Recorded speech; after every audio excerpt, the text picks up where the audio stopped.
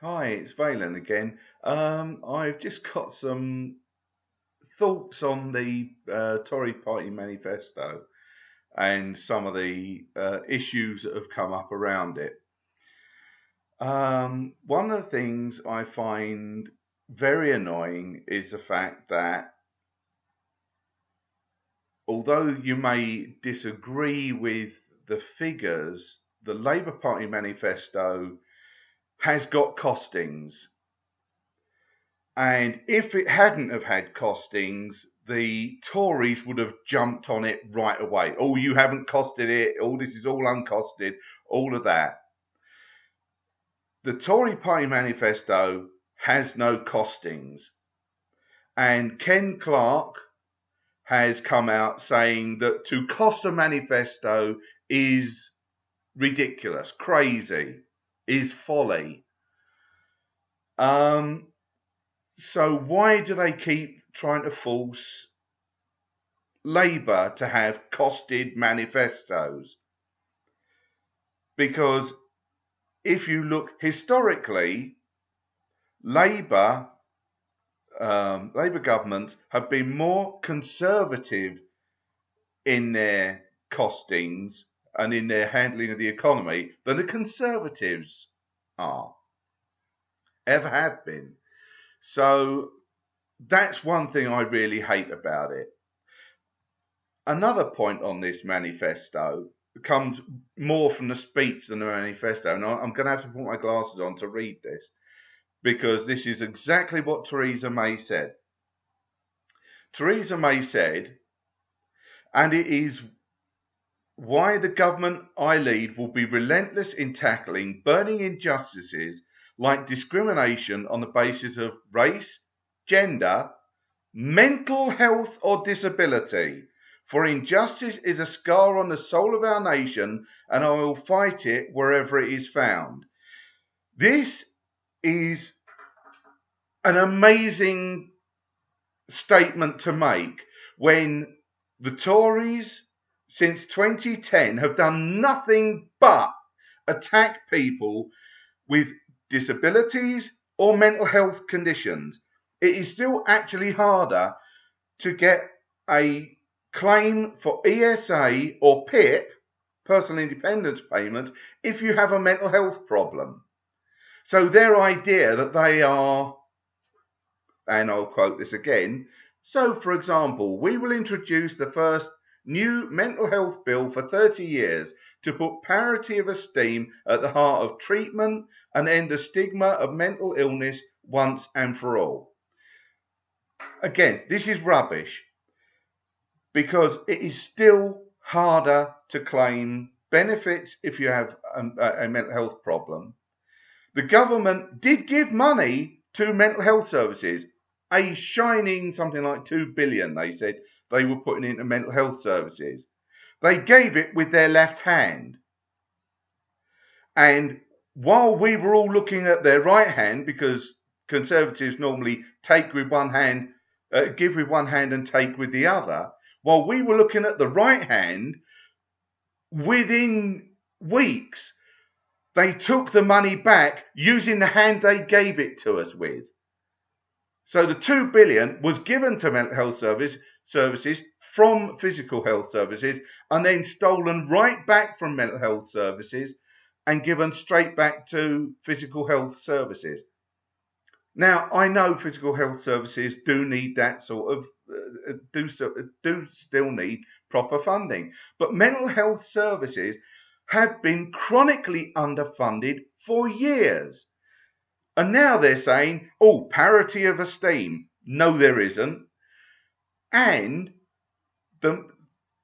my local mental health trust, the local psychotherapy team, last year when I was trying to get therapy, I was told by the head of that department that their department had been cut by 50%. That's hardly parity of esteem with physical health services. And as far as I can see, because it's harder to get into work, It's harder to get access to services, and it's harder to claim benefits if you've got a mental health problem. There is a higher standard of proof that you need to give. This government is wholly discriminatory against people with mental health problems. They are guilty of discrimination against people with disabilities as well, but mental health sufferers have a harder time even than the ordinary disabled community. So I find some of this stuff is ridiculous.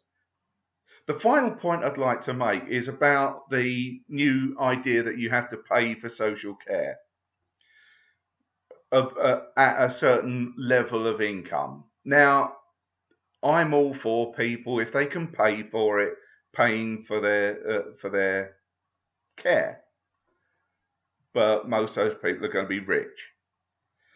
What they have said is that you won't have to pay until after your death.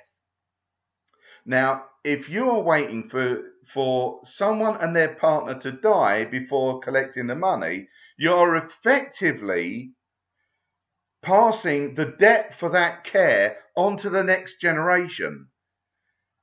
And as a government that has been constantly saying we cannot keep living at the expense of the next generation, and have done so to bring in the austerity measures that we have been living under for 7 years, that's a bit rich. Because what they are now doing is saying, oh, well, that's fine. You can have your social care. You'll have to pay for it. But actually, you won't have to pay for it. Your family will have to do that. And they may have to sell their family home. And also, it also depends on how much care you're going to need. As Jeremy Corbyn quite rightly said, it's a dementia tax. But not just dementia. It's for any degenerative disease. Because you may live to be 100 and only need a couple of years or a small bit of care needs during that 100 years that you're alive. However, you may get dementia at 50 and you may live for decades. You may get COPD. And I don't know how long the lifespan is with someone with COPD, but that's going to be quite a lot of years as well. There is no upper limit to how much they will charge you for your social care.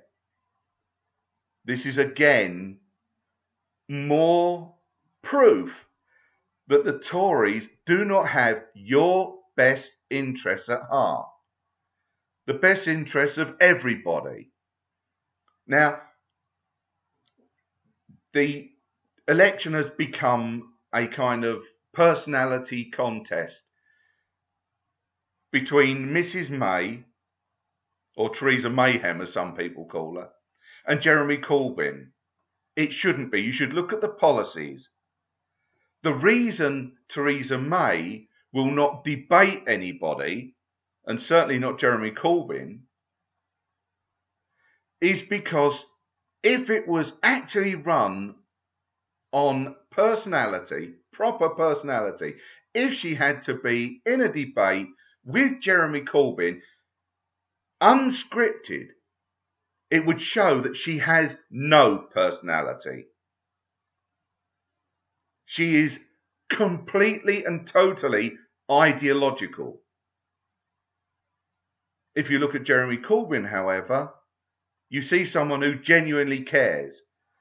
And I dislike the Labour voters who say that they will not vote for Labour because they don't like Jeremy Corbyn.